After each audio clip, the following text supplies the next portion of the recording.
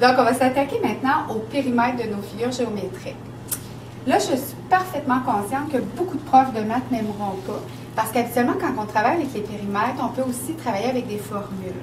Mais comme vous êtes souvent des élèves qui ont plus de difficultés à retenir les formules, on va limiter ça à comprendre que le périmètre, c'est quand j'additionne le tour d'une figure géométrique. Donc, dans les consignes, on va souvent parler du tour, le contour, une bande de tapisserie qui se retrouve autour de nos murs ou encore des plates-bandes de fleurs qu'il faut entourer nos fleurs. Donc, je veux que tu comprennes bien, un périmètre, on fait une addition. Donc, on additionne tout ce qu'il y a autour. Donc là, je t'ai mis comme une espèce de fausse figure en me disant que ce côté-là ici mesure 8. J'ai fait des petites lignes comme ça. Quand on a des petites lignes, ce que ça veut dire, c'est que tous les côtés sont égaux dans le fond. Donc, si elle vaut 8, tous les autres aussi valent 8. Moi, ce que je veux, c'est que tu trouves le périmètre de ça. OK? Bien, dans le fond, ce que je veux, c'est que tu t'attaques autour. Donc, tout ce qui est à l'intérieur, je ne veux pas que tu t'en occupes.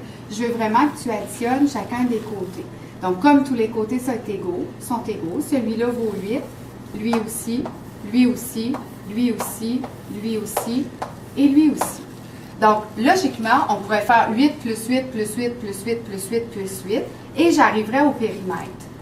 On pourrait aussi faire 8 fois 1, 2, 3, 4, 5, 6, 8 fois 6, et j'arriverai aussi au périmètre. Donc, si tu décides de faire 8 plus 8 plus 8 plus 8, pour moi, ça me va. Si tu décides de faire 8 fois 6, ça me va aussi. Donc ici, bon, si je fais 8 fois 6, c'est égal à 48. Je te rappelle que ton unité de mesure sera centimètre, mètre, millimètre, qu'il n'y a pas de petits carrés. Donc quand on cherche un périmètre, on cherche le tour et notre unité de mesure reste 5. C'est tout.